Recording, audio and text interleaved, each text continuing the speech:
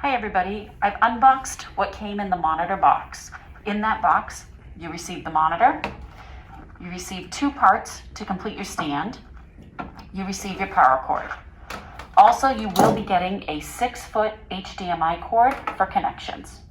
As you can see, I'm also using the voice amplifier to project my sound. In order to put your monitor together, first you're going to stand up your monitor.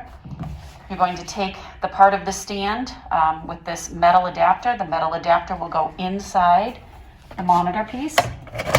Clicks. The bottom stand, you're going to see that it only fits together in one direction. So I'm going to take that and connect it, and it should snap. Now, in order to finish the setup, I'm going to carefully lay my monitor down.